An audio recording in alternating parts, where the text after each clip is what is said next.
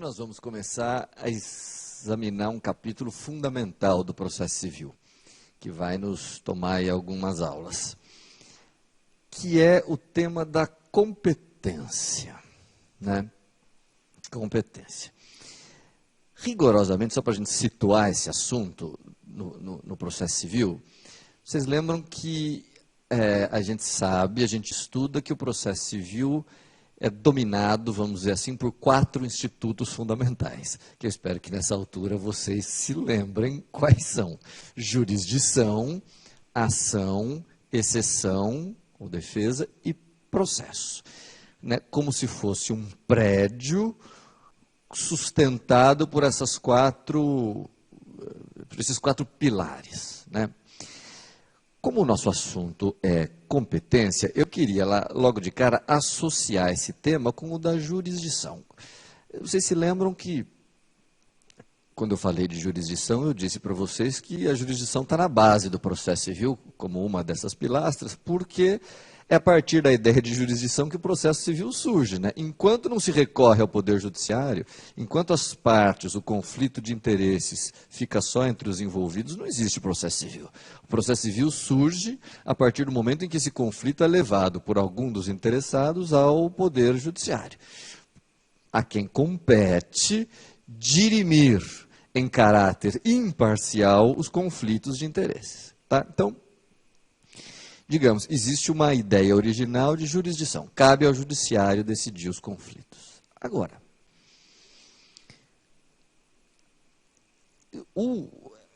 esse poder jurisdicional, quer dizer, o poder que o judiciário tem de decidir os conflitos, está distribuído entre uma infinidade de órgãos jurisdicionais, juízos e tribunais. A jurisdição, se vocês pararem para pensar, é um poder único. É um poder do Estado. É o Estado que detém o poder jurisdicional.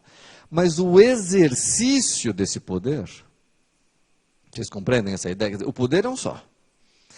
Mas o exercício dele está distribuído entre inúmeros juízes e por todo o território nacional. Então, em que consiste o estudo da competência? Em identificar de que forma a jurisdição está dividida, distribuída entre os diversos órgãos jurisdicionais, para a gente saber, no fundo, esse é que é o interesse desse assunto, onde que uma determinada ação, onde que uma determinada demanda deve ser proposta, para que possa ser adequadamente examinada pelo Poder Judiciário. Né? Acho que para quem advoga fica muito claro quando se percebe o seguinte: uma vez que existem inúmeros juízes em todo o território nacional, a quem deve ser distribuída a nossa causa? Quem é o juízo competente? Não é? Agora, acho que não é por outra razão, acho que depois dessa brevíssima explicação já dá para vocês compreenderem um pouco o seguinte: se vocês consultarem os livros de processo civil, os manuais, aí, as obras, né, de uma maneira geral, vocês vão ver que quase todos os autores vão definir competência assim: competência é a medida da jurisdição. Já ouviram essa? É uma frase recorrente assim, em manuais. Competência é a medida da jurisdição. Agora, o que significa essa frase? Né? Quer dizer, ela solta, ela isolada do contexto, ela não significa nada. Mas, se a gente parar para examiná-la mais de perto, a gente vai verificar que ela é uma frase interessante. Primeiro, porque ela associa competência com jurisdição, e de fato tem tudo a ver. E associa de que maneira? Dizendo o seguinte: a jurisdição é uma só. É o poder que tem o Estado de julgar as causas. Agora, a competência de cada órgão, a competência de cada juiz, são os limites, é a medida do poder jurisdicional que ele tem, considerando que há vários juízes pelo Brasil todo. Então, cada um detém uma parcela da jurisdição. Né? Cada um detém uma fração do poder jurisdicional. Cada juiz tem a sua parcela. Então, a competência é a medida da sua jurisdição, é a medida da jurisdição de cada órgão do poder jurisdicional. Bom, tá ótimo. Então, não quero me deter muito nisso. Só queria que vocês lembrassem sempre, então, que o tema da competência pertence à ideia mais ampla de jurisdição. Agora, antes de entrar no tema da competência, competência propriamente dita, que vai consistir em a gente conhecer as regras e os princípios para poder saber dentro do Brasil a quem compete julgar uma determinada ação, é preciso a gente examinar uma coisa prévia que quase sempre nos cursos, nas aulas, os professores pulam, mas eu não quero pular.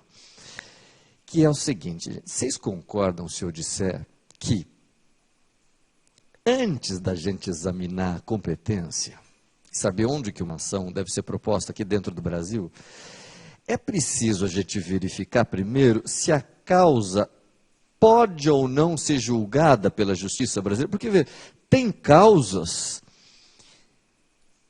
para as quais a justiça brasileira não tem jurisdição, não tem poder para julgar. Imagine que dois chineses, nesse momento, estejam disputando uma chácara próxima de Pequim. Deve ter uma situação como essa, suponho que tenha. Se um deles vier propor ação no Brasil,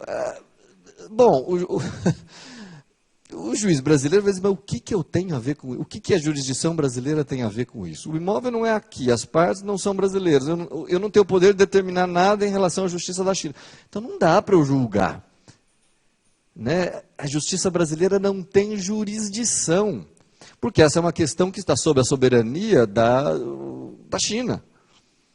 Então eu acho que assim, antes de examinar o problema da competência, existe a questão de saber quais são as causas para as quais a justiça brasileira tem ou não jurisdição.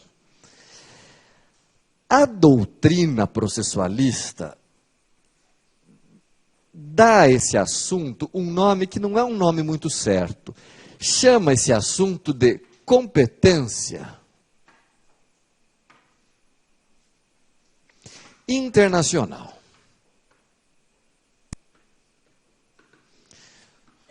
Competência internacional. Tudo bem, dá para entender esse nome, dá para usar esse nome, porque é a expressão que a doutrina usa, mas esse nome eu acho um pouco infeliz, gente, porque saber se uma causa pode ou não ser julgada no Brasil não é propriamente um problema de competência.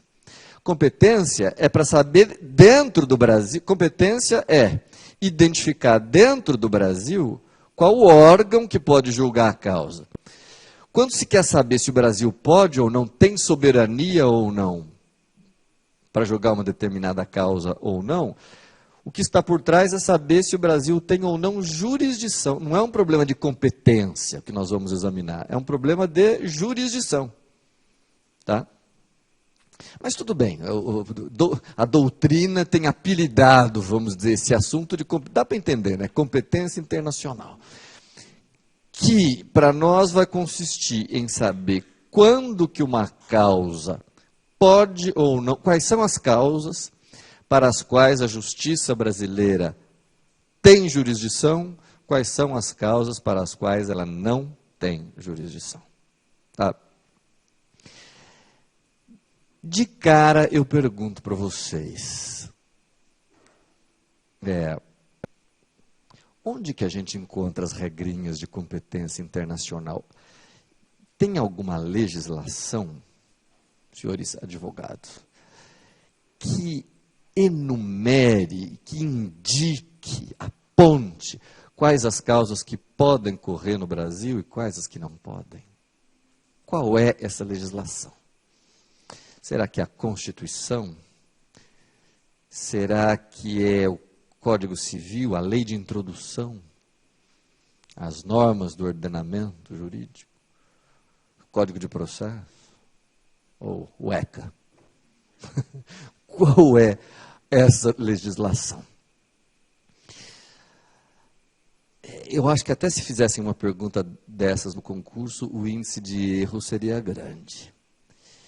Na verdade, as regrinhas de competência internacional estão no Código de Processo Civil mesmo. Aliás, não é por outra razão que nós vamos estudar. Elas estão no CPC.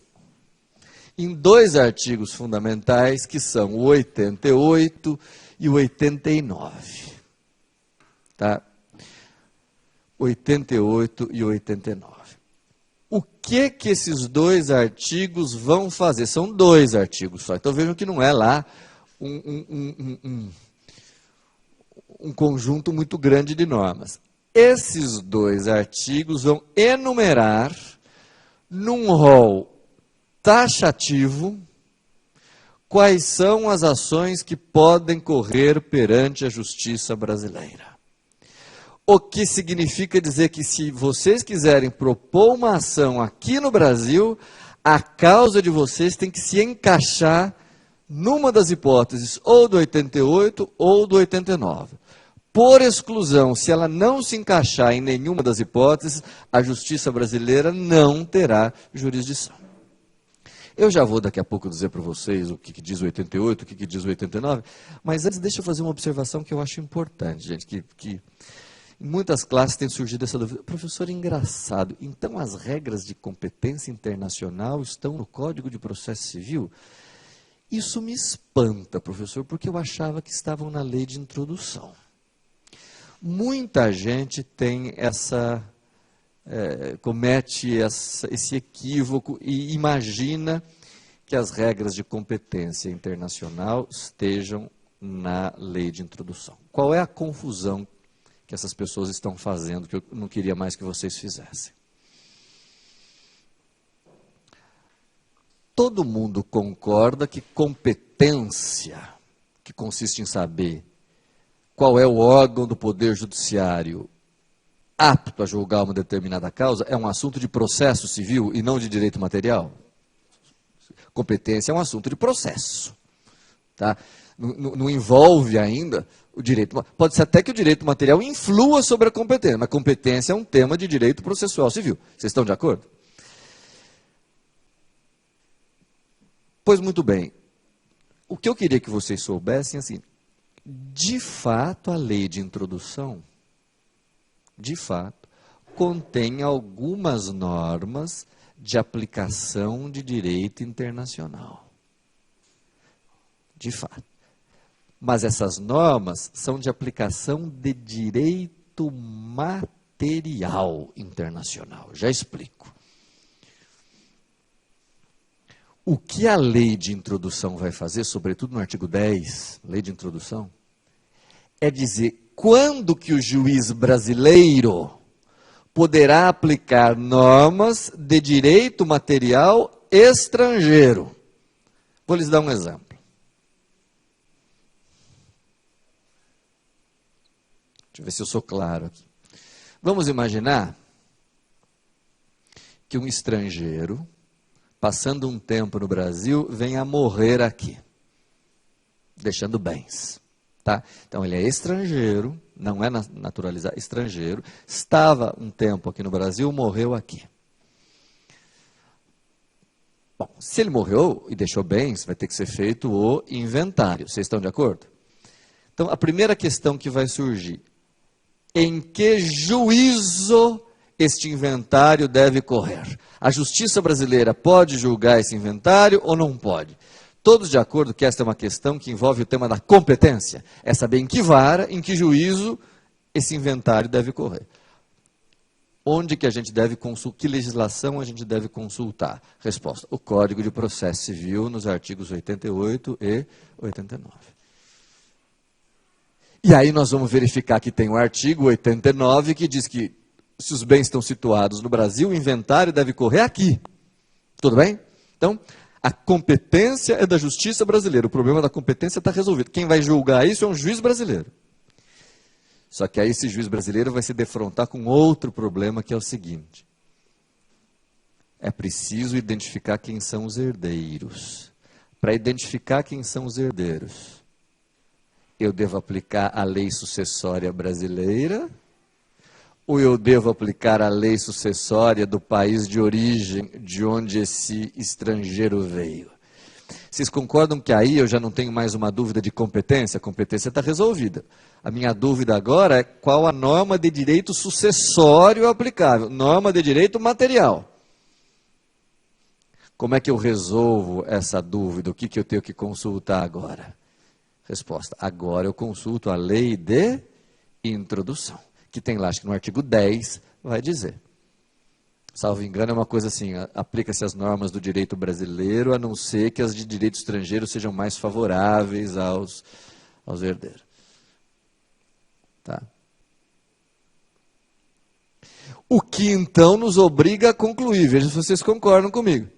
É perfeitamente possível acontecer de o inventário ter que correr no Brasil, porque a competência é da justiça brasileira, mas o juiz brasileiro que toca esse inventário tem que decidi-lo com base em normas de direito material estrangeiro.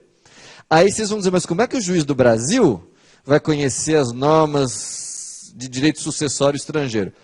Deem uma olhada no artigo 337 do CPC. Esse artigo 337 vai dizer, quando o juiz brasileiro tiver que aplicar direito estrangeiro, ele pode exigir que as partes comprovem a vigência do direito estrangeiro. Mostrem para ele qual é a legislação estrangeira aplicável, e comprovando a sua vigência. Tá? Então, assim, resumindo, né, depois de tudo isso que eu disse, resumindo, se vocês querem saber sobre competência, se a competência é da justiça brasileira ou de outro país, Código de Processo.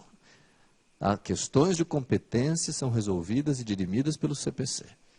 Agora, se vocês querem saber se na causa julgada no Brasil se aplica a norma brasileira, norma material brasileira ou norma material estrangeira, se surge essa dúvida, é a lei de introdução que vai resolver. Isso ficou claro? Para nós vai interessar o tema da competência, que, como eu disse a vocês, vem resolvido por 2 artigos do Código de Processo Civil, o 88 e o 89. A primeira questão que vocês poderiam formular, pertinente, seria a seguinte: professor, uma vez que o Código de Processo Civil ouve por bem dizer quais as causas que podem correr perante a justiça brasileira, por que ele não fez isso num rol único, num artigo só? Por que o legislador incluiu 2 dispositivos, o 88 e o 89? Resposta: porque há uma diferença entre as hipóteses do 88 e as do 89. Qual diferença? É que o artigo 88 contém normas de competência concorrente e o 89, hipóteses de competência exclusiva da justiça brasileira. Competência concorrente e competência exclusiva. Então, o que nos resta fazer agora? Entender qual é a diferença entre competência concorrente e competência exclusiva e depois examinar as hipóteses de uma e de outra. Tudo bem? Bom, para vocês entenderem a diferença entre competência concorrente e competência exclusiva, eu começaria levantando a seguinte pergunta. Senhores processualistas, uma sentença estrangeira vale no Brasil? Produz efeitos? Gera coisa julgada? Gera litispendência? Então, uma sentença norte-americana, francesa, italiana, japonesa, paraguaia, desde que legítima, vale no Brasil?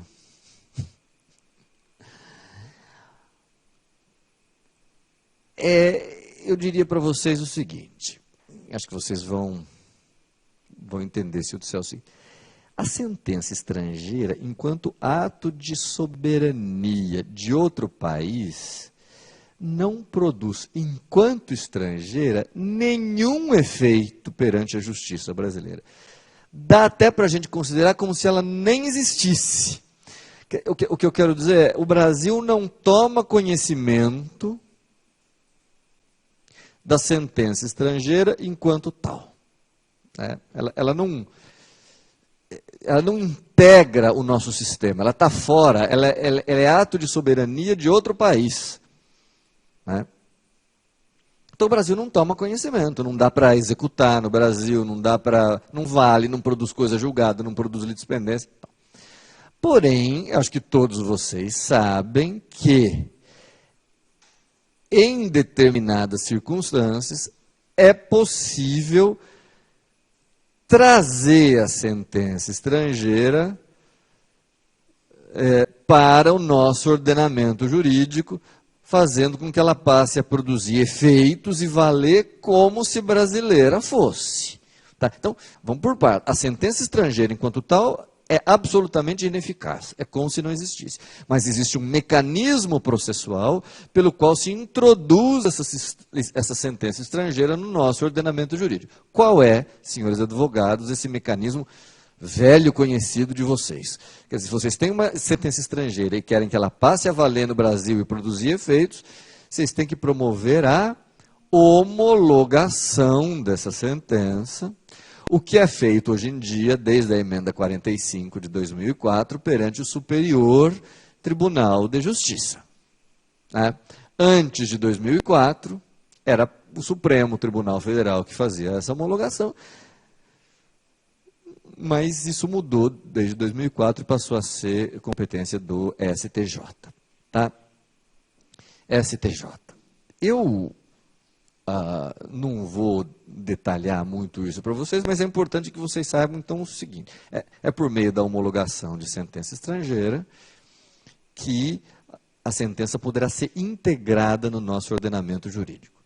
Bom, normalmente, quer dizer, o STJ não vai agir de ofício. Vai caber aos interessados, vai caber aos envolvidos levarem a sentença ao STJ para homologação. O STJ tem uma regulamentação por meio da Resolução 9, que é uma resolução de 2005.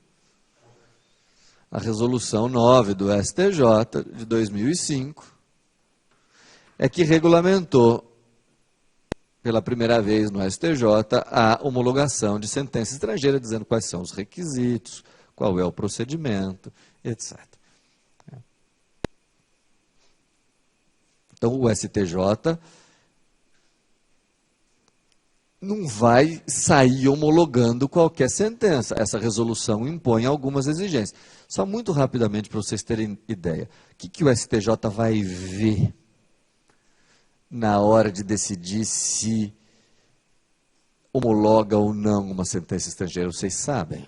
Quer dizer, o que o STJ examina? Bom, entre outras coisas. Se a sentença foi proferida por autoridade competente do país de origem.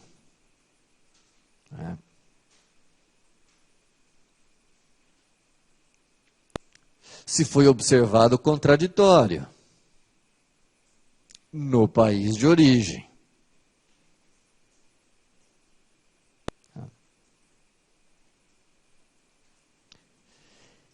Se trata de decisão transitada em julgado, isto é, contra a qual não caiba nenhum recurso. O STJ não homologará a sentença estrangeira da qual penda ainda recurso.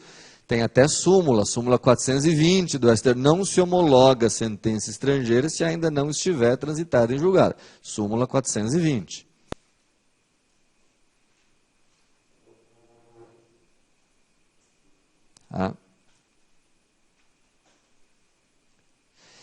Enfim, o STJ vai examinar todos esses requisitos para ver se defere ou não a homologação dessa sentença estrangeira. Eu vou falar uma coisa meio óbvia, vocês me perdoem, mas eu tenho que falar. O que cabe ao STJ fazer é homologar ou não homologar a sentença estrangeira. O STJ jamais vai rediscutir, reabrir a discussão sobre o que foi decidido na justiça estrangeira. Ou ele homologa. Digamos, o que o STJ vai fazer é verificar se foram preenchidos os requisitos formais da homologação. Mas ele não vai entrar no conteúdo e rediscutir o mérito da decisão estrangeira. Não é, a homologação de sentença estrangeira não é um recurso, né? Não é uma nova oportunidade de discussão, nada disso. A partir da homologação da sentença estrangeira, a sentença vale e produz efeitos como se brasileira fosse, podendo inclusive ser executada se for condenatória. Então, só para vocês terem uma ideia, depois a gente volta aqui.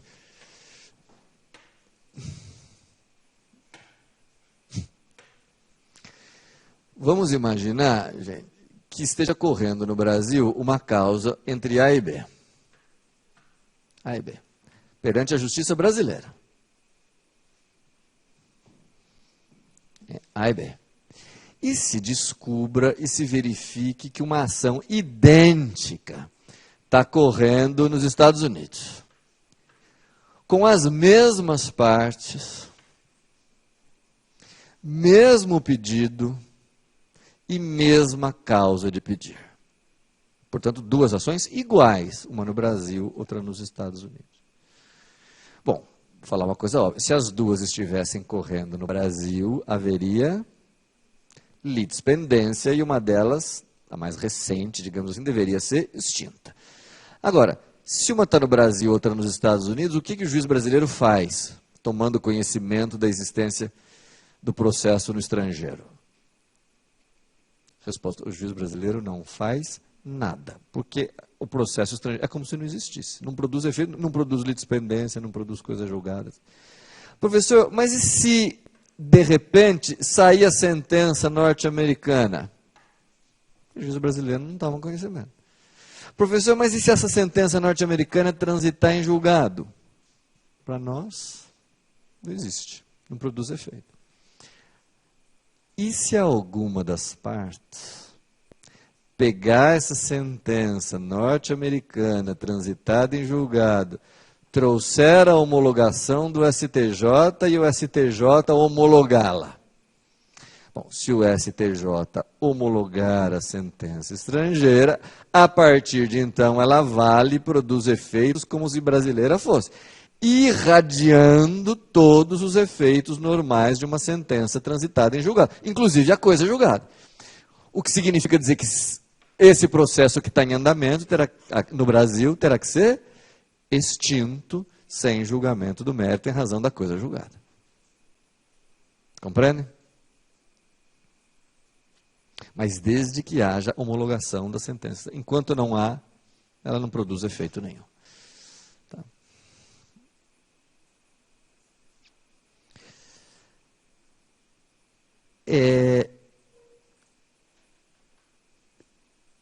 Acho que agora dá para a gente entender, voltando aqui, qual é a diferença entre as hipóteses de competência concorrente e as hipóteses de competência exclusiva. Deixa eu ver se eu sou claro. Olhem para cá um minuto. Eu disse a vocês que existem dois artigos do Código de Processo Civil, o 88 e o 89, que enumeram as causas que a justiça brasileira pode julgar, mas com uma diferença entre esses dois artigos. Nas hipóteses do 88, a competência é concorrente, nas hipóteses do 89, a competência é exclusiva. Qual é a diferença? É que nas hipóteses do 88, nas situações enumeradas no artigo 88, que eu já vou dizer daqui a pouco quais são, se a ação for proposta no Brasil, a justiça brasileira tem jurisdição e julga. Mas a justiça brasileira, a legislação brasileira, não nega a possibilidade de que essas matérias, esses assuntos, venham a ser também objeto de sentença estrangeira. Claro que se as partes preferirem propor no exterior, e lá no exterior for proferida a sentença, ela só produzirá efeitos no Brasil, só valerá no Brasil, a partir do momento em que ela for homologada perante o Superior Tribunal de Justiça. Mas a nossa lei admite tanto competência da nossa justiça, como eventualmente da justiça estrangeira. Tá? Diferentemente do que ocorre nas hipóteses do artigo 89, em que a nossa lei só reconhece competência exclusiva da justiça brasileira. O que significa isso dizer? Qual é a diferença, então? É que se as partes, vamos imaginar que as partes, numa matéria do 89, competência exclusiva nossa, se as partes propuserem no estrangeiro, propõem perante o Paraguai, e a justiça paraguaia aceita, o que o Brasil faz? Matéria de competência exclusiva nossa, a ação foi proposta perante a justiça paraguaia aceitou. O que o Brasil faz? Ah, professor, declara guerra ao Paraguai. Claro que não. Sabe o que o Brasil faz? Nada. Por que nada? Porque se o processo está correndo no estrangeiro, para nós ele é ato inexistente, absolutamente ineficaz. Só que tem um problema. Proferida a sentença no país estrangeiro sobre matéria do 89 de competência exclusiva, se algum dia qualquer das partes quiser trazer essa sentença estrangeira para homologação perante o nosso Superior Tribunal de Justiça, o que acontecerá? Em se tratando de matéria do 89, o STJ jamais deferirá a homologação. O que significa dizer que essa sentença estrangeira estará fadada, condenada a jamais valer e produzir efeitos perante a justiça brasileira. Então, vocês percebem a diferença entre o 88 e o 89? No fundo, a diferença está em que, tanto no 88 quanto no 89, a justiça brasileira tem competência. A diferença está em que, em se tratando de matéria do 88, a sentença estrangeira pode ser homologada. Em se tratando de matéria do 89, uma sentença estrangeira jamais poderá sê-lo. Não é difícil, não? Tudo bem? Resta saber quais são as hipóteses do 88 e depois do 89. Vamos começar pelo 88.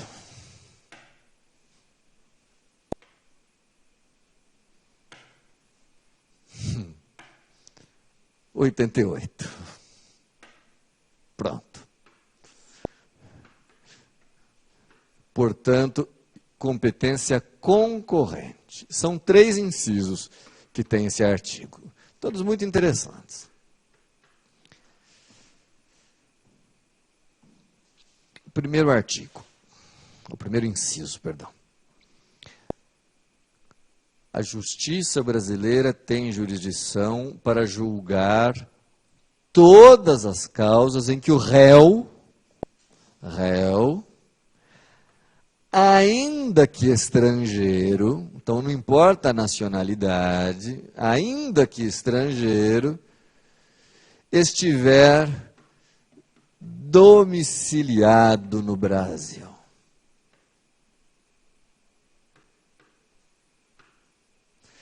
Então vejam que a primeira hipótese de competência concorrente da justiça brasileira é fundada no domicílio do réu.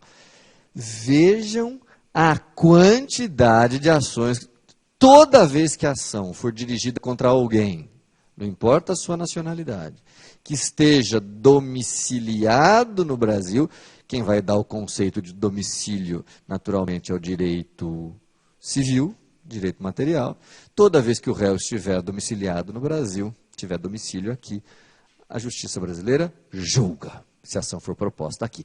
Mas vejam que é uma hipótese de competência concorrente. Se as partes preferirem propor ação em outro país e depois trazerem a homologação, também não tem problema.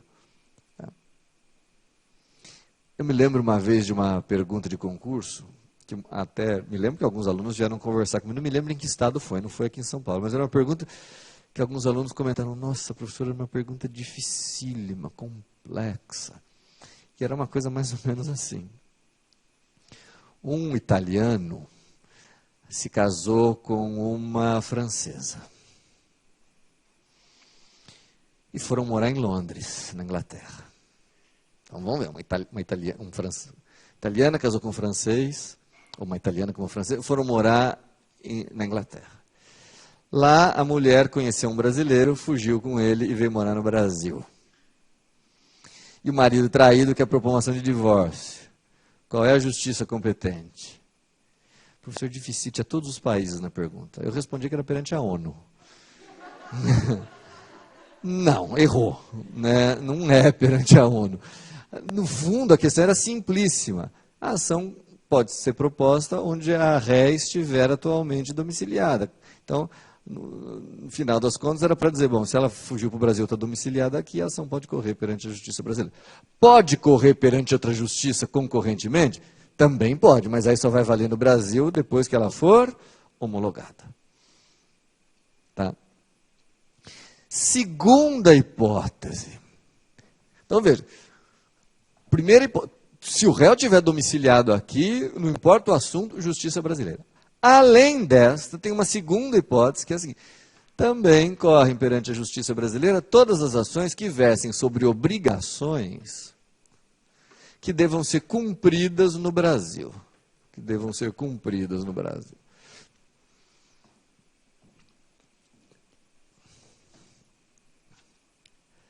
Vejam que essa segunda hipótese atribui competência para a nossa justiça, mesmo que o réu esteja domiciliado no estrangeiro. Se vocês contratarem uma empresa estrangeira, um réu estrangeiro, etc., mas que assumiu uma obrigação a ser cumprida no Brasil, fazer uma obra, entregar uma coisa, enfim, uma obrigação a ser cumprida no Brasil, a justiça brasileira julga, passa a ter jurisdição.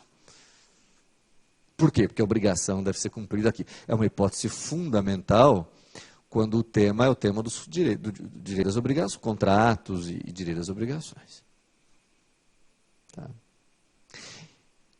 E, por fim, uma terceira hipótese, que são três, é a hipótese de a ação versar sobre ato ou fato ocorrido no Brasil.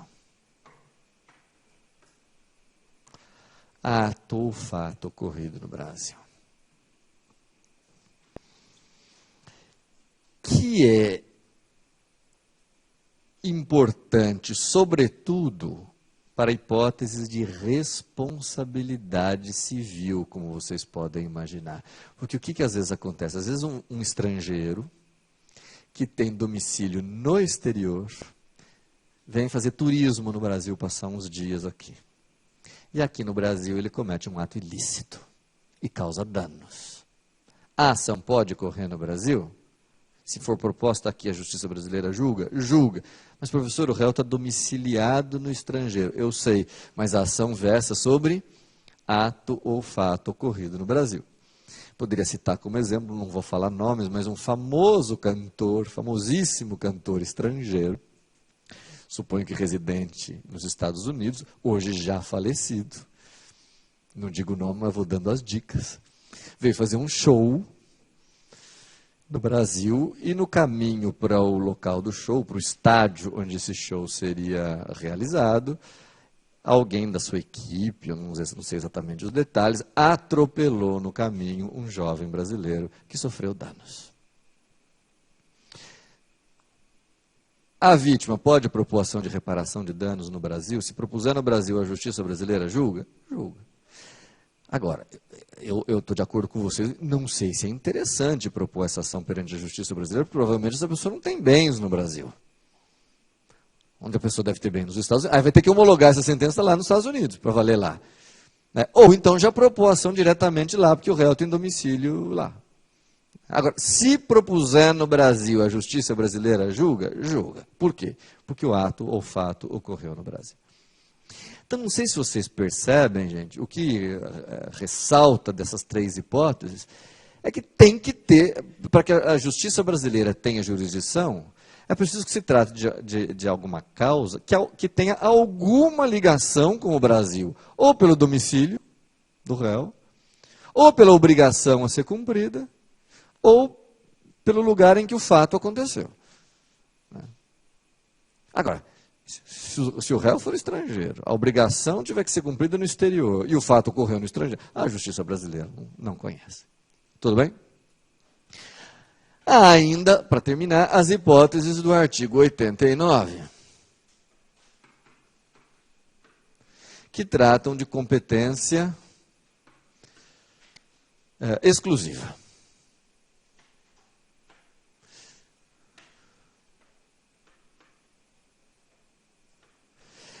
Não sei se vocês percebem, mais uma vez eu faço questão de realçar, embora o Código faça uso das expressões competência internacional, competência concorrente, competência exclusiva, o mais certo seria ter usado as expressões jurisdição nacional ou internacional. Jurisdição nacional concorrente, jurisdição nacional exclusiva. Tá? Competência é um problema interno. A questão da competência só surge depois que se verifica que a justiça brasileira tem jurisdição e se torna necessário identificar perante qual órgão é que a ação deve ser proposta. Tá? Aqui nós estamos ainda examinando quais são as causas para as quais a justiça brasileira tem jurisdição. E ela terá jurisdição exclusiva em duas hipóteses. Veja, agora nós estamos falando de jurisdição exclusiva. Primeiro, para as causas que versam sobre imóveis situados no Brasil. Então, aqui, a lei é peremptória. Se o autor quer discutir sobre imóvel situado no Brasil, se é uma ação em que envolve, abrange imóveis situados no Brasil, só a justiça brasileira, se vier uma sentença estrangeira sobre esse assunto, não vai ser homologada. E aqui caberia perguntar para vocês, por que será, né? Assim, qual é a preocupação do legislador? Por que será que ele incluiu essa hipótese como de competência exclusiva, hein? Pensem. Eu acho que é tranquilo, porque assim, o imóvel, de uma certa forma, é parte do território nacional. Né?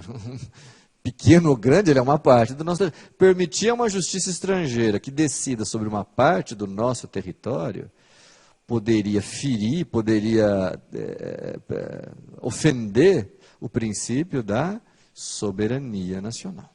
Então, só a justiça brasileira. E a segunda hipótese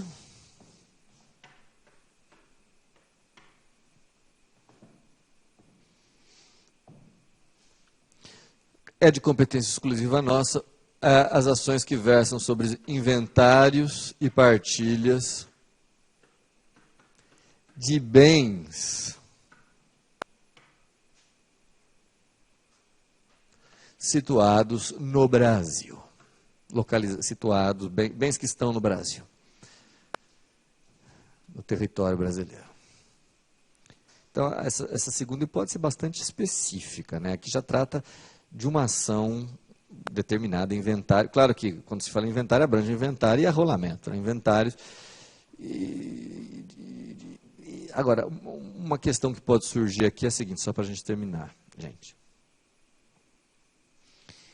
Vejam que esse inciso 2 não faz distinção sobre tipos de bens que sejam objeto de inventário e partilha. Não diz que precisa ser inventário de bem imóvel. Aliás, se dissesse isso, nem precisava desse inciso, porque aí recairia na hipótese do inciso 1.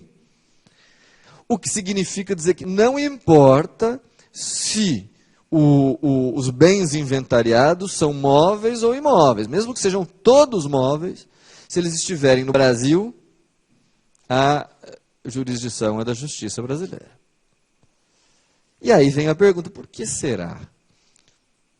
Que é mais difícil de responder. Não sei, eu acho, se eu tivesse que arriscar um palpite, que é por razões tributárias. É porque fazendo esse inventário no Brasil, para que cofre irá o tributo decorrente da morte para o Brasil.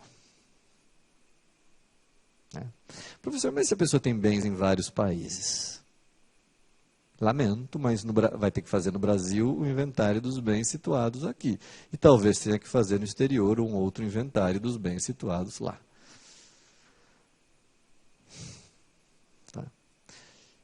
Pois muito bem, gente. Se a ação de vocês não se inserir em nenhuma hipótese do artigo 88 e em nenhuma hipótese do artigo 89, lamento, mas vocês vão ter que propor essa ação em outro país.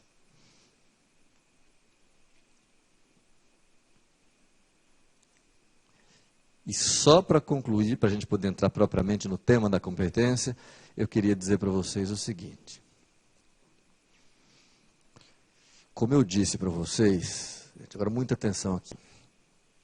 Se nós quisermos ser absolutamente técnicos, precisos, competência é um problema interno. A competência é saber, dentro do país, perante que órgão uma determinada ação deve ser proposta. Qual é o órgão que pode julgar aquela ação, ok?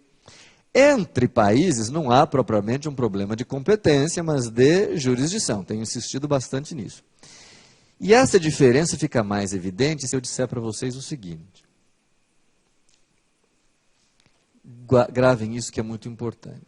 Quando há um problema de incompetência, tão somente, isto é, quando eu proponho uma causa que a justiça brasileira pode julgar, mas eu propus perante o órgão errado, aqui dentro do Brasil, a justiça brasileira tem jurisdição, mas em vez de eu propor na comarca X, eu propus na Y. A incompetência, gente, não gera no Brasil a extinção do processo. Nenhum processo será extinto por incompetência do juiz. Quando há o problema da incompetência, o que acontece com o processo? Detectada a incompetência, cabe ao juiz, de ofício, quando ela for absoluta, ou mediante provocação, quando ela for relativa, cabe ao juiz remeter os autos para o local correto, para o órgão correto, vamos dizer assim. Tá? Então, a incompetência detectada pelo juiz, como eu disse, ou de ofício ou mediante provocação, a incompetência gera a remessa dos autos, a correção do vício. Agora, e a falta de jurisdição? Vamos imaginar que vocês são juízes aqui em São Paulo, pegam uma ação que vocês verificam que não deve correr no Brasil, deve correr na China. A justiça brasileira não tem jurisdição, não se insere em nenhuma das hipóteses do 88 e do 89. O que é que vocês despacham? Remetam-se os autos à China com as nossas homenagens? Não dá, né? A falta de jurisdição, essa sim, implicará na extinção do processo sem julgamento do mérito. Então.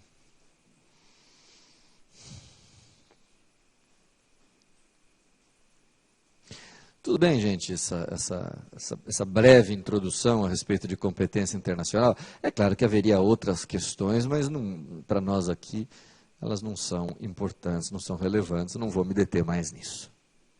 Ficou claro? Acho que as hipóteses são relativamente simples, né, do 88 e do 89. Feitas essas considerações, agora nós estamos habilitados, preparados, finalmente, para entrar propriamente no tema da competência, ou, se vocês preferirem, da competência interna, quer dizer, que é constatando que a justiça brasileira tem jurisdição e que a causa deve correr no Brasil, identificar onde, perante que órgão, essa ação deve correr. Para isso, gente, eu costumo, nessa primeira aula sobre esse assunto, formular para os alunos 3 premissas básicas para a compreensão do assunto competente. Eu acho que, se vocês compreenderem essas 3 premissas que eu vou colocar a partir de agora, que não tem nenhum grande mistério, o assunto competência vai ficar mais fácil para vocês a partir de hoje. Então, antes de entrar nas regrinhas do código, que depois vocês decoram, vamos tentar entender de uma forma mais abrangente o tema da competência. Quais são as 3 premissas fundamentais? Primeira premissa.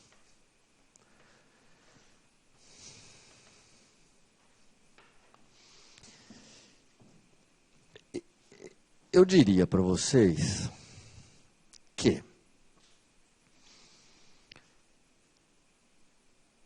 em vários diplomas no Brasil, em várias leis, em várias legislações, vocês vão encontrar normas de competência. Por exemplo, na Constituição, tem algumas regras dizendo qual é a competência da Justiça do Trabalho, qual é a competência da Justiça Federal, qual é a competência da Justiça Eleitoral. Tem na Constituição. Tem algumas leis especiais, normas de competência. Mas eu diria para vocês, de uma maneira geral, que o diploma fundamental que trata do tema da competência, qual é? O Código de Processo Civil.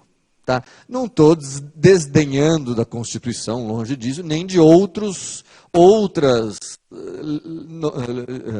leis especiais, nada disso. Mas o diploma que, de maneira geral, vai nos dizer da competência é o Código de Processo Civil. Por que eu estou dizendo isso? Para colocar como primeira premissa que o Código de Processo Civil funciona da seguinte forma. Ele é um código nacional, ele vale para o Brasil todo. Ele pega o mapa do Brasil, né, e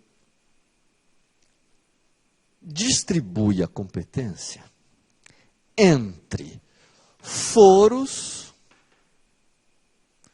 e juízos. Vocês vão ver que o Código de Processo Civil faz uso dessas duas expressõezinhas, foro e juízo. A distribuição, de maneira geral, da competência no Brasil é feita entre foros e juízos. Então, é fundamental que vocês entendam o significado dessas duas palavras, que são duas palavrinhas um pouco perigosas. Primeiro, o que é foro? Existe um conceito técnico que eu não vou formular aqui, mas a gente pode dizer que o Código de Processo Civil, de maneira geral, usa a palavra foro como sinônimo de comarca. Comarca. Tá? Foro como sinônimo de comarca. Então, se eu perguntar para vocês, se eu disser para vocês, estou em dúvida se propõe minha ação na cidade de São Paulo ou no Rio de Janeiro, isso significa que eu tenho uma dúvida sobre qual é o foro competente, porque eu não sei ainda em que comarca propor uma determinada ação. Tá? É nesse sentido que o Código de Processo Civil, tecnicamente, usa a palavra foro como sinônimo de comarca. Né?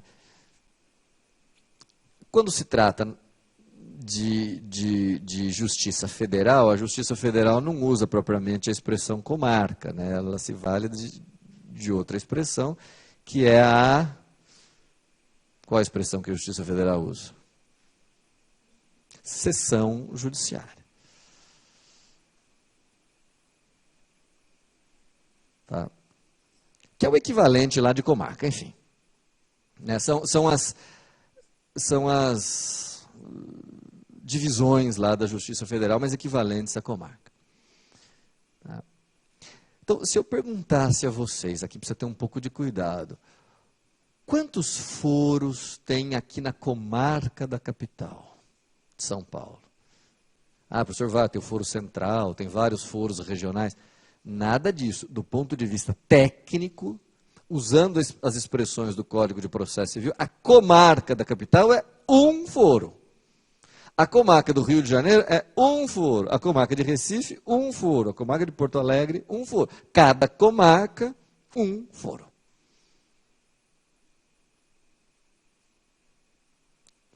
Tá? Pois bem, aqui é muito importante. De maneira geral, o Código de Processo Civil, que é a legislação, que normalmente contém as regras fundamentais sobre competência, como é que o Código de Processo Civil funciona? Isso é muito importante. O Código de Processo Civil vai apresentar uma série de regrinhas que, se forem observadas, se forem seguidas, vão permitir ao interessado identificar o foro competente. As regrinhas do Código de Processo Civil se prestam para identificação do foro competente. Então, por exemplo, onde propor uma ação de cobrança? Vamos olhar o Código de Processo Civil, está lá. As ações pessoais, as ações de cobrança, têm que ser propostas no foro de domicílio do réu. O que quer dizer isso? Na comarca em que o réu tem o seu domicílio. Se tratar de uma ação real sobre bem imóvel, o que diz o Código de Processo Civil? No foro em que o imóvel estiver situado. Portanto, na comarca em que aquele imóvel está. Tá? Não preciso nem dizer a vocês que foro não se confunde com fórum, né? Foro é o limite de competência, é a comarca, né, competente. Fórum é o prédio, né? Agora, e o que é juízo? Juízo, gente, é aquilo que normalmente a gente chama com o nome de vara, que é a menor unidade de administração da justiça. São as varas. Dentro de uma comarca, pode haver inúmeras varas, inúmeros juízos. Pode haver também comarca que tenha um juízo só, comarquinha pequena pode ter vara única. Mas existem comarcas que têm inúmeras, São Paulo tem não sei quantas varas, juízos. Tá? Não significa necessariamente que tenha um único juiz. Existem varas nas quais atuam 2 ou até mais juízes. Tá? Mas é um cartório, é uma unidade forense. São as varas. E aqui, gente, vem uma coisa que vocês já precisam saber, que é fundamental. Eu acabei de dizer para vocês que, consultando o Código de Processo Civil e conhecendo as regrinhas do CPC, a gente consegue identificar dentro do território brasileiro qual é o foro competente. Todos de acordo? Então eu vou saber que a minha ação deve correr na comarca X ou na comarca Y. Agora, depois que eu identifico qual é o foro competente, qual é a comarca, o que eu faço por intermédio do CPC, pode-se fazer necessário identificar dentro da comarca em que juízo a ação deve ser processada. Porque, como eu disse a vocês, há comarcas em que há mais de um juízo. E aí, que legislação eu devo consultar? É ainda o Código de Processo Civil? Então, veja, se a gente pega o mapa do Brasil, a extensão do território nacional, o CPC vai apontar a comarca.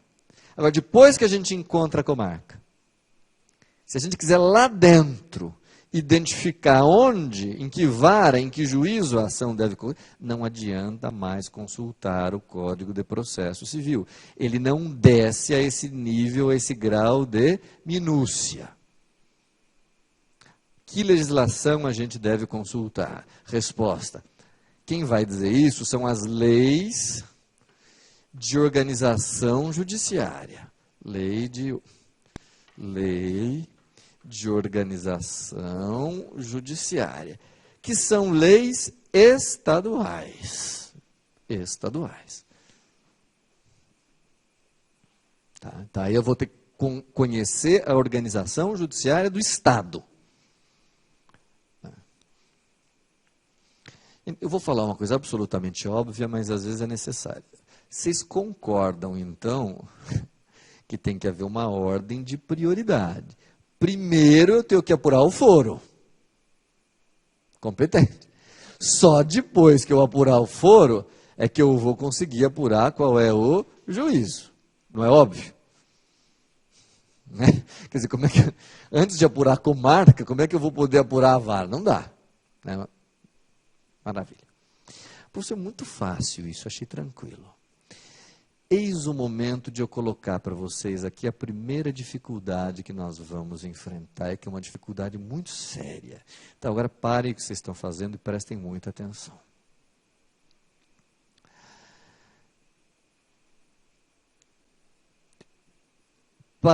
Depois de identificada a comarca, o que é feito pelo CPC, se nós quisermos identificar a vara dentro da comarca, a gente tem que consultar a lei de organização judiciária. Pois muito bem. Infelizmente, no Brasil, existem leis de organização judiciária, São Paulo inclusive. Aliás, foi a partir de São Paulo que outras legislações fizeram a mesma coisa. Se vocês consultarem a Lei de Organização Judiciária de São Paulo e de outros estados também, não posso dizer que de todos, mas de muitos, vocês vão ver que tem alguns estados que fazem o seguinte: pegam as grandes comarcas, imagine a comarca aqui da capital, pegam as grandes comarcas e, por elas serem muito grandes, dividem essa comarca em inúmeras circunscrições, criando aqui, estabelecendo aqui unidades de funcionamento do Poder Judiciário, dentro da mesma comarca. E aí vem o problema. Sabem que infeliz nome, sabem que desastroso nome as leis de organização judiciária, ou pelo menos muitas delas, dão a essas regiões administrativas nas quais as grandes cidades são divididas? O infeliz, o desastroso nome de foro central e foro regional, ou foro, enfim, foro. Como se isso aqui fosse um foro, isso aqui fosse outro foro, isso aqui fosse outro foro. Foro central e foros regionais. Bom, isso vai gerar um problema enorme de nomenclatura, do qual pode resultar uma confusão insolúvel. Primeira pergunta que eu formulo a vocês, só para ver se vocês estão entendendo. Será, então, que o que essas leis de organização judiciária chamam de foro coincide com o que o Código de Processo Civil chama com o mesmo nome? A resposta é não. Para o Código de Processo Civil, foro é o quê? A comarca, é tudo. Para o CPC, foro é tudo isso. Ao passo que para as leis de organização judiciária, ou pelo menos para muitas delas, foro vão ser as unidades regionais, as divisões administrativas dentro da mesma comarca. O que implica dizer, então, que a palavra foro é uma palavra equívoca, que pode ser empregada em dois significados diferentes. E se o interessado, o estudioso, não tiver a par dessa duplicidade de nomes, a confusão pode ser irremediável.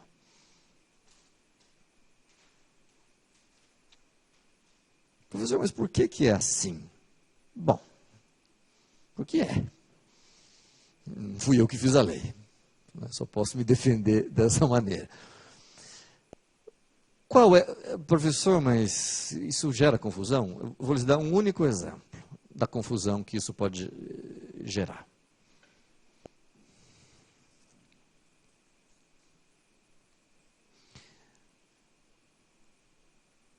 Existe um artigo do Código de Processo Civil, acho que é o 111, o 112, 111, eu acho.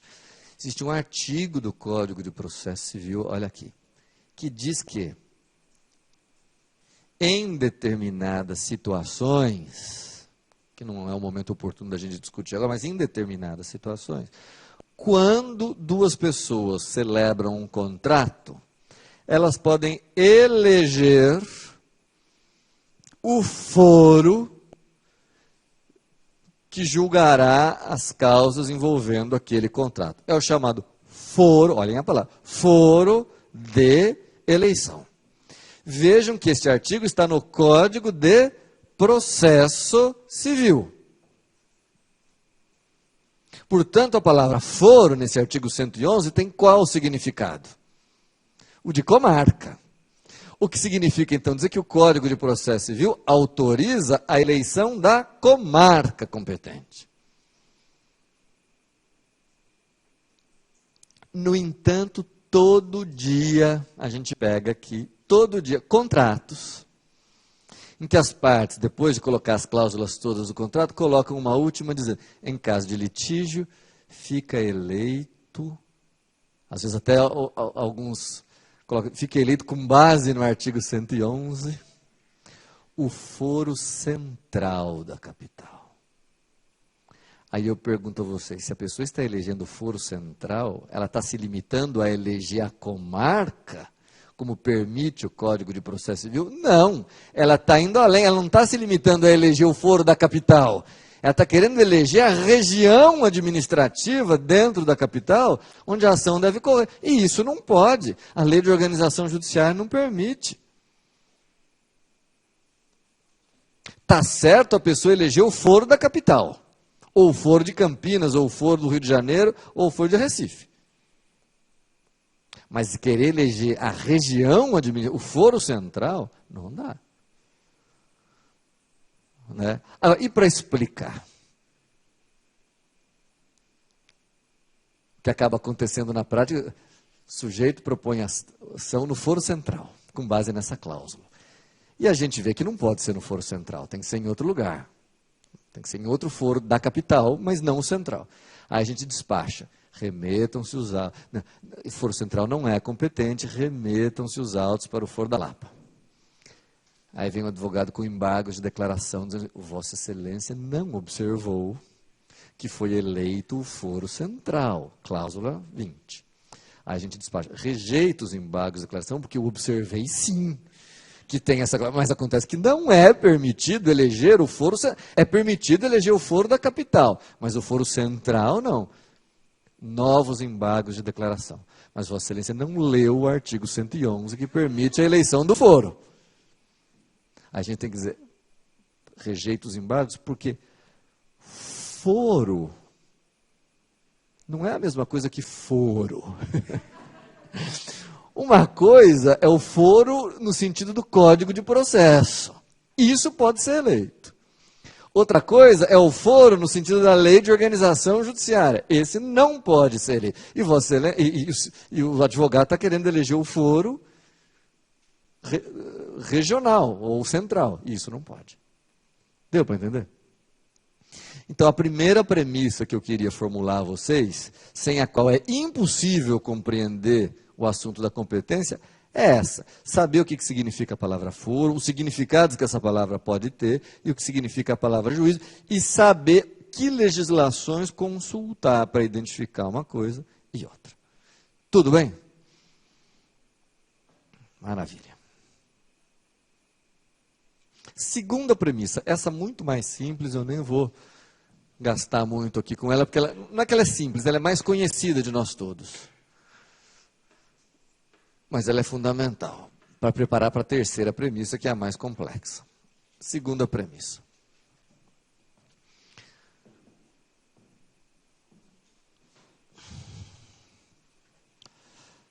Por razões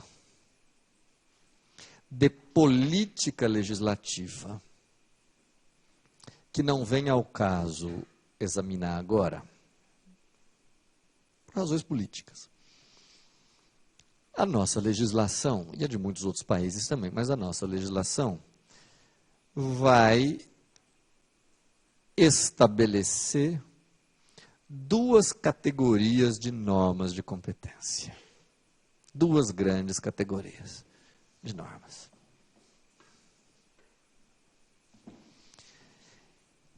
Existem as normas de competência que são de ordem pública. São regras de competência de ordem pública. Por quê? São normas de competência que o legislador instituiu porque ele acha que dessa forma a justiça funcionará melhor.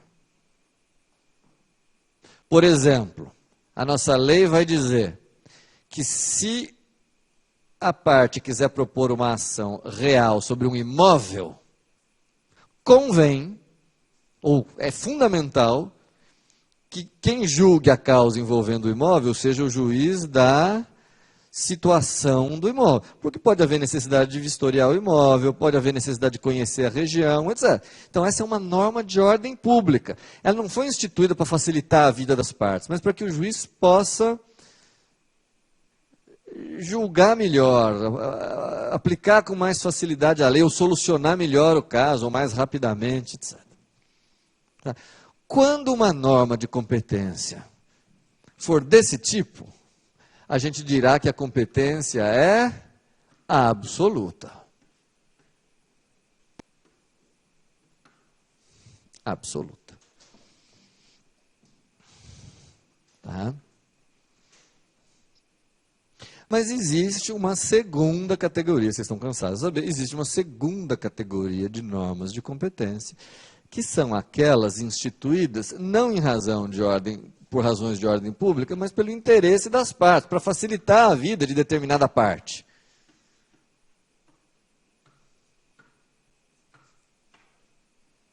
Então aqui o interesse não é propriamente fazer a justiça funcionar melhor, mas facilitar a vida de alguns dos litigantes, geralmente do réu, que já é réu, né?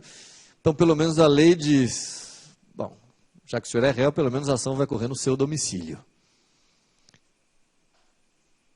Agora, se for, por exemplo, uma ação de divórcio ou separação, a lei diz, bom, aí é melhor facilitar a vida da mulher, a competência será do foro de residência da mulher, enfim.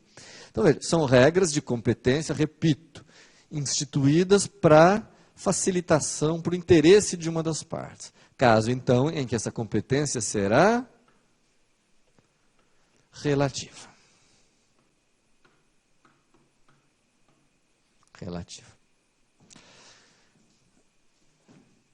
Bom, infelizmente, nós vamos ver, o Código de Processo Civil não indica, item a item, ou artigo por artigo, quais são as normas de competência absoluta, quais são as normas. Não vem entre parênteses na frente do artigo, competência absoluta, competência relativa. Não. Mas há regrinhas, há critérios, há mecanismos que permitem identificar se uma norma se encaixa na primeira ou na segunda categoria. Aliás, é isso que nós vamos fazer daqui a pouco com a terceira premissa. Tá? O que eu quero, no entanto, dizer para vocês nesse momento é que vai ser fundamental, gente, fundamental distinguir se a regra de competência é do primeiro tipo ou do segundo tipo, porque disso advirão incontáveis consequências. Quais? Por exemplo, entre outras.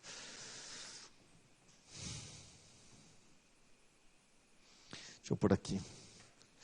Se a norma é de competência absoluta, a sua violação, a violação pode ser conhecida, norma de ordem pública, pode ser conhecida de ofício. Então, se há uma norma de competência absoluta, e essa norma é violada, é afrontada, gerando uma incompetência absoluta, então o juiz poderá conhecer dessa incompetência de ofício, coisa que vocês também estão cansados de saber. Ao passo que, quando se trata de competência relativa, a sua violação não pode ser conhecida de ofício e depende de que o réu a alegue por meio de exceção de incompetência. Tá.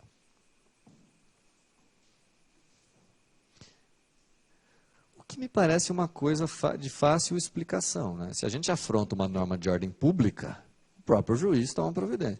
Se a gente afronta uma norma que é só do interesse da parte, cabe à parte prejudicada reclamar. Não é? Segunda diferença, não me detenho, como eu disse muito aqui, mas segunda diferença. Só a incompetência absoluta pode gerar nulidade processual.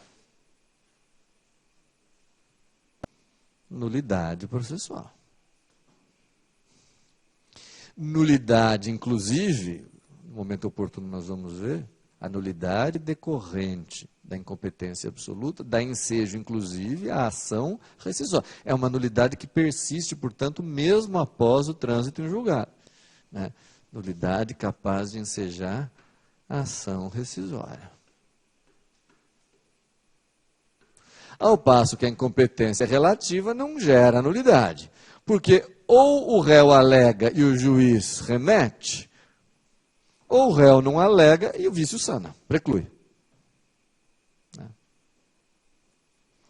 Então a gente até poderia acrescentar, enquanto a nulidade absoluta não preclui, a nulidade relativa preclui.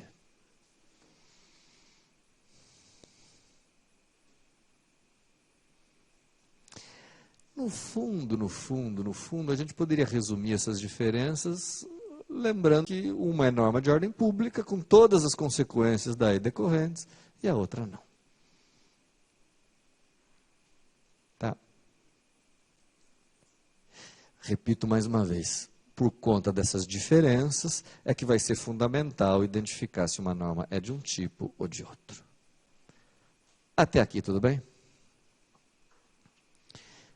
Vamos então começar a enfrentar, não sei se vai dar tempo de falar tudo, mas vamos enfrentar a terceira premissa, que essa sim é fundamental. Terceira premissa, vou pôr aqui no cantinho. Que é a premissa, gente, que vai nos aparelhar exatamente para conseguir identificar quando a norma é de um tipo ou de outro tipo. Eu vou começar falando dessa premissa, terceira premissa, dizendo para vocês o seguinte. O nosso Código de Processo Civil atual, ao tratar do tema da competência, sofreu uma profunda influência da obra de um grande autor italiano, que influenciou não só a legislação brasileira, mas de outros países também, e que foi o autor que tratou com mais profundidade, digamos, ou de maneira mais influente, o tema da competência.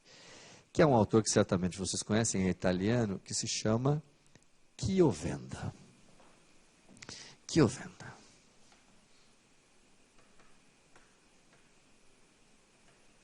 Chiovenda. Qual foi a grande sacada do Chiovenda, que acabou influenciando todas as legislações? O Chiovenda pensou assim. Deixa eu falar de maneira bem genérica, depois a gente aprofunda. Olhem para cá que isso é essencial.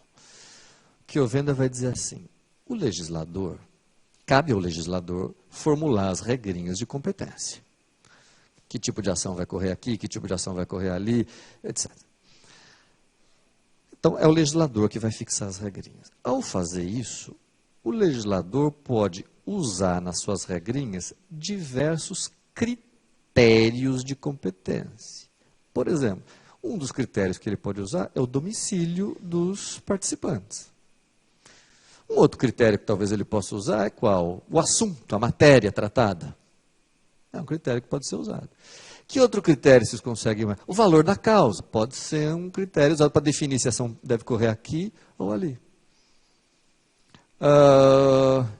A existência de uma outra ação em andamento, já em curso, com a qual a nova tenha vínculos. Pode ser um critério. Enfim, pode haver vários critérios dos quais o legislador faça uso na hora de formular suas regrinhas. Tudo bem? Qual é a grande sacada do Chiovenda? A sacada do Chiovenda é fazer a seguinte relação, é de dizer que uma norma de competência será classificada como absoluta ou relativa, dependendo do critério que ela utilize. Então, como é que nós vamos identificar se uma norma de competência é absoluta ou relativa? Não está escrito entre parênteses, na frente, como eu disse a vocês alguns minutos atrás. Mas tem que haver um meio de eu conseguir identificar se a norma é de competência absoluta ou de competência relativa.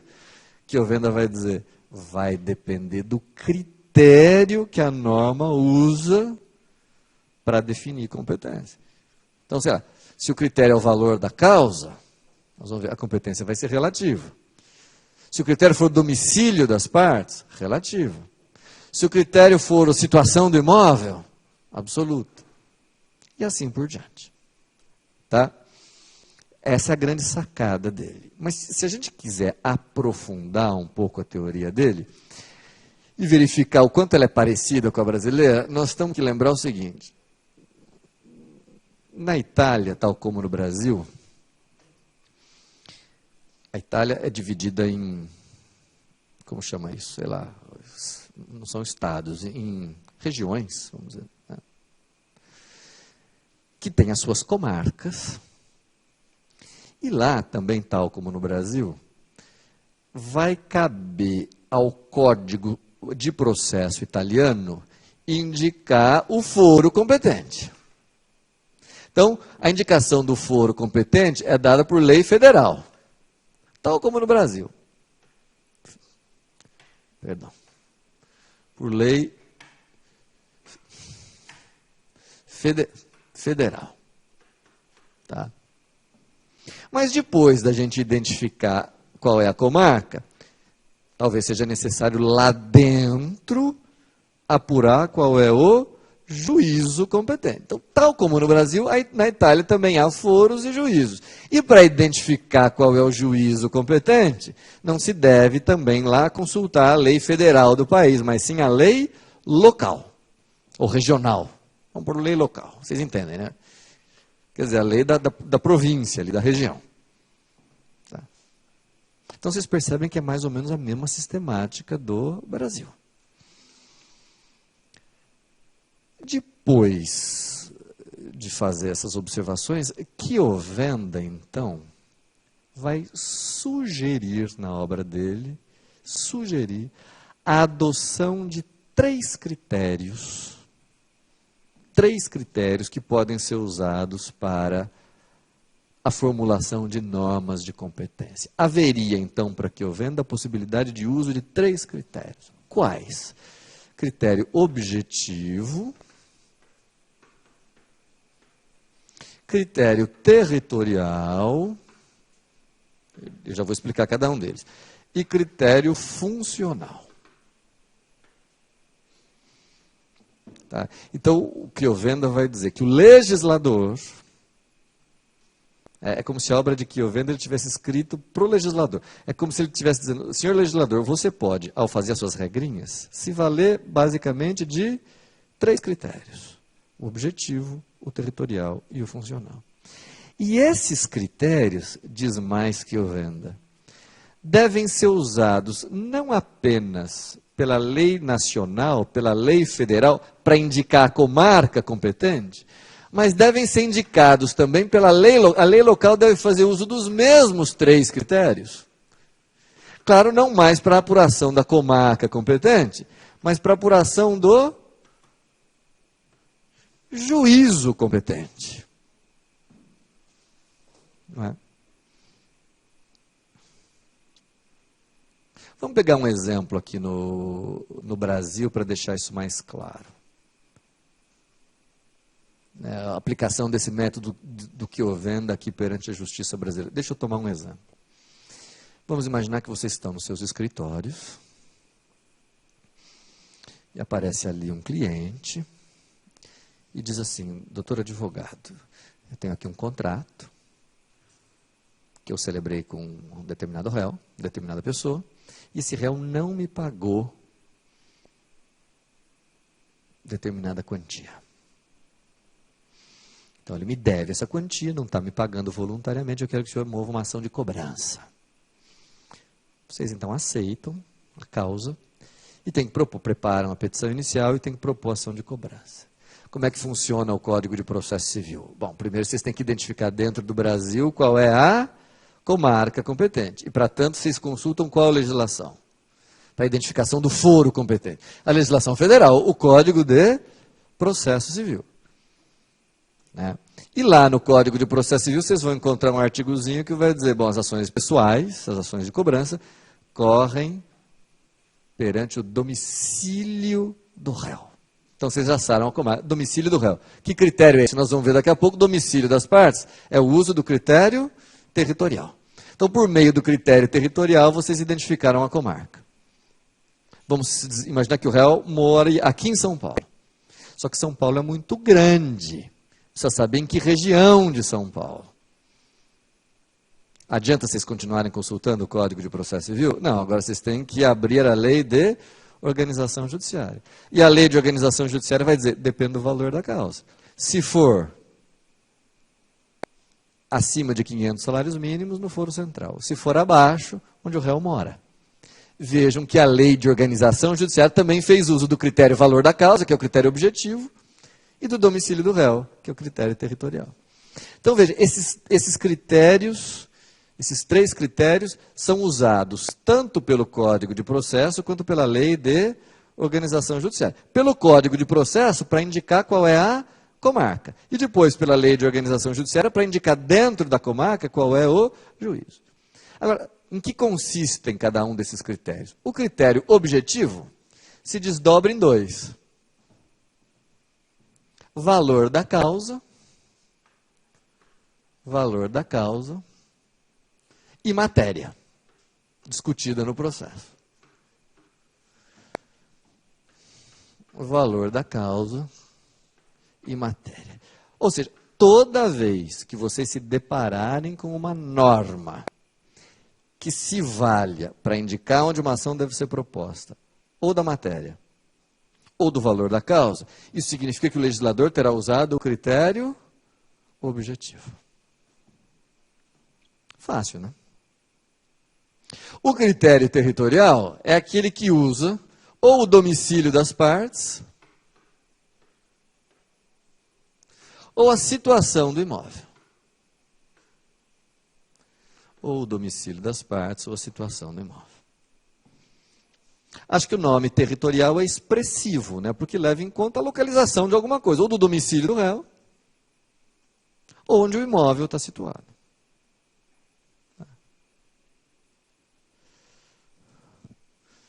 Tudo bem?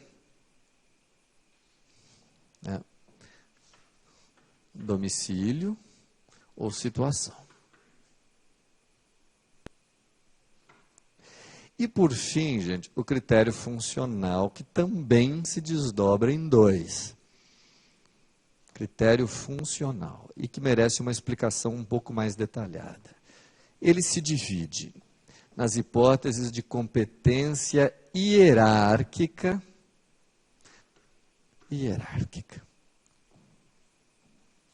O que são as hipóteses de competência hierárquica?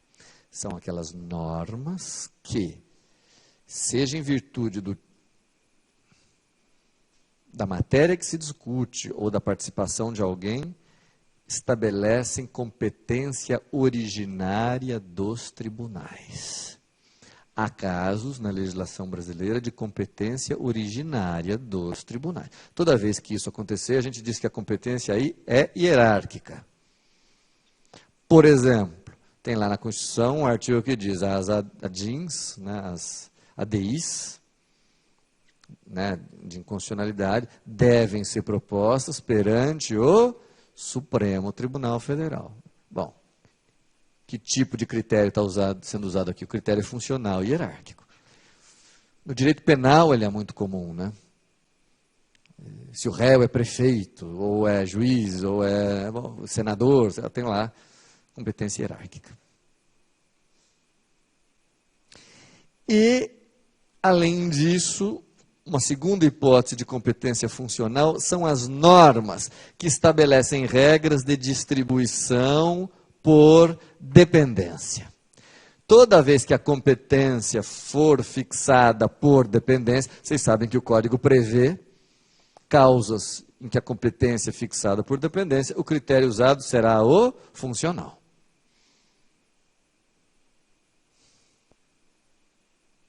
Ok? Por exemplo,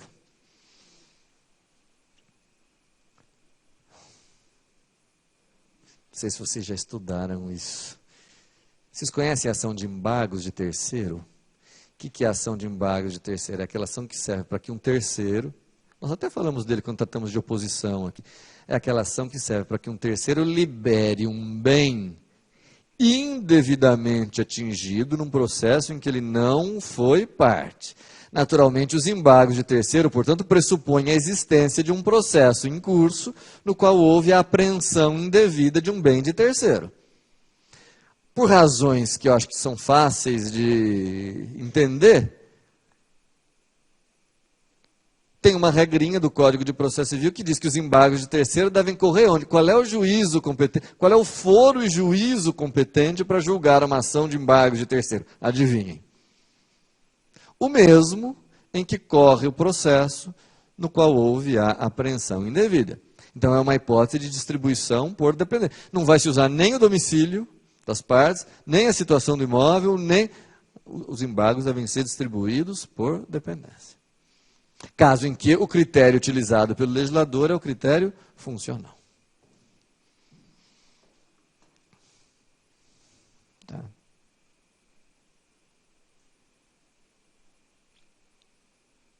Muito difícil até aqui, não? Então, esses são os critérios de Chiovenda. No fim, se vocês pararem para pensar, Chiovenda formulou 3 critérios, mas que não são 3, são 6. Né? Porque é o valor da causa, é a matéria, é o domicílio das partes, é a situação do imóvel, é o critério hierárquico e é o critério de distribuição por dependência. E mais, disse Chiovenda, esses critérios devem ser usados tanto pela lei federal para indicação do foro competente, quanto para a lei local para indicação do juízo competente.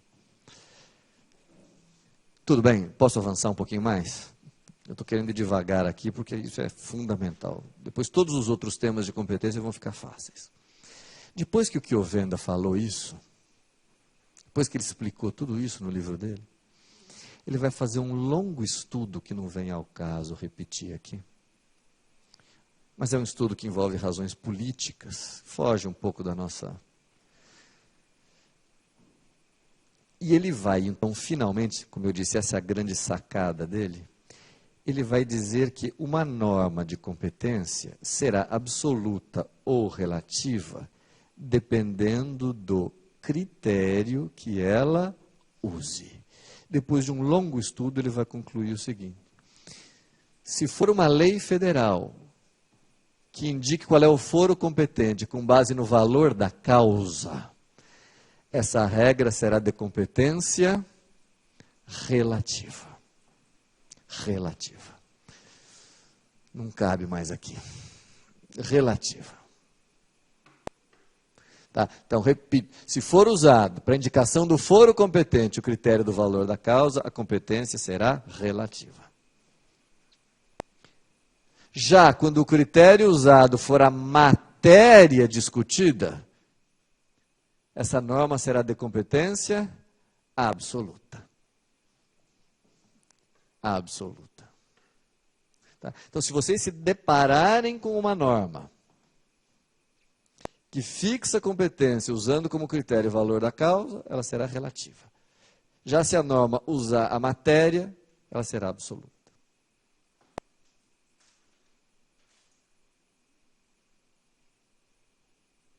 Se for o domicílio das partes, que natureza terá a norma, vocês sabem? As normas fundadas no domicílio das partes são relativas.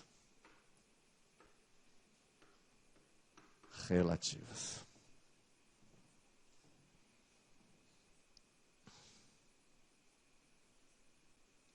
Ao passo que, se fundadas na situação do imóvel, elas serão absolutas. Absolutas.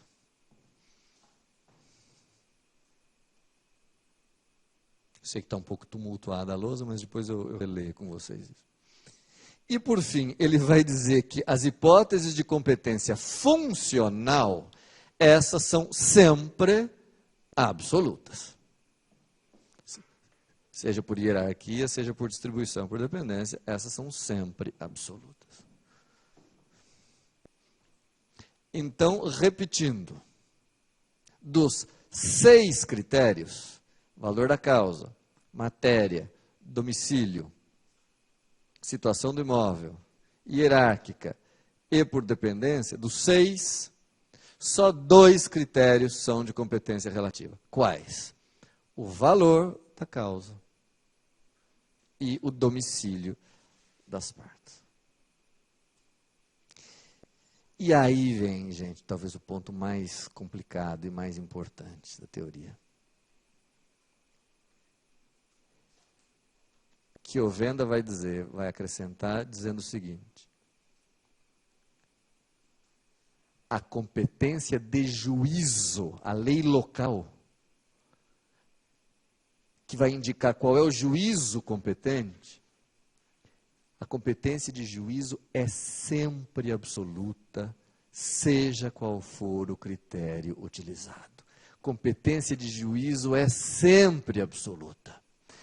Ou, dizendo de outra maneira, para Kiovenda, só existem regras de competência relativa em lei federal. Só existem regras de competência relativa de foro. A competência de juízo, seja qual for o critério, é sempre absoluta.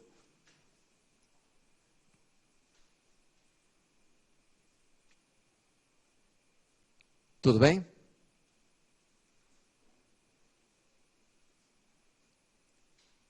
Então, repito, por razões de política legislativa, por razões que não vem ao caso ficar aqui discutindo,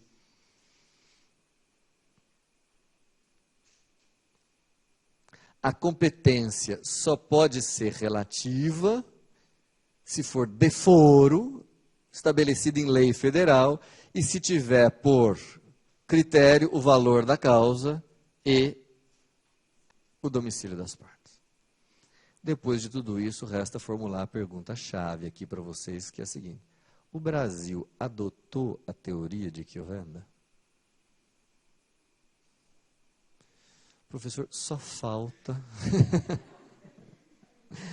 Depois de tudo isso que você explicou e que eu vim entendendo bem, só falta você dizer que não. Bom, eu tenho a grata satisfação de dizer a vocês que o Brasil acolheu quase que integralmente a teoria de Kiovenda. Ou até para a gente dizer que integralmente, com um único senão, um único detalhe, que é o seguinte: não existe nenhum exemplo, pode até vir a existir no futuro, mas nesse momento não existe nenhum exemplo, até peço a vocês que me ajudem, mas eu não conheço nenhum exemplo de lei federal, norma do Código de Processo Civil ou de lei federal, que, para indicar qual é a comarca competente, se valha do valor da causa ou da matéria.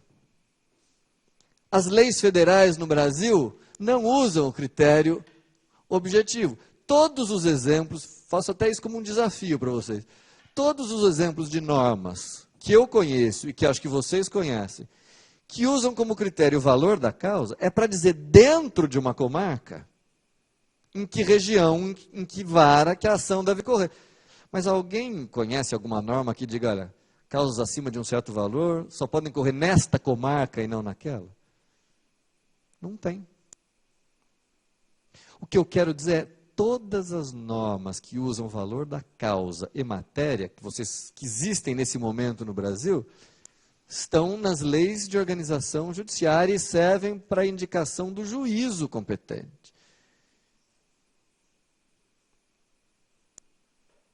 Tudo bem? O que significa dizer que o código, se vocês consultarem as regrinhas do Código de Processo, o Código de Processo Civil, para indicar a comarca competente, só faz uso do domicílio, da situação do imóvel e da competência funcional.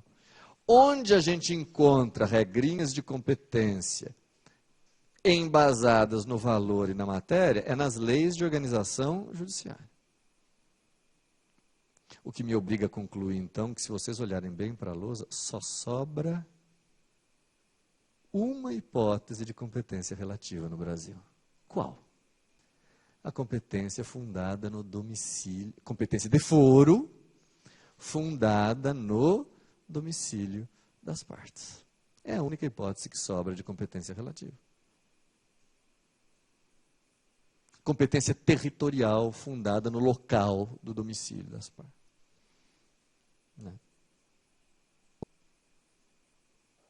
Todas as outras hipóteses são de competência absoluta.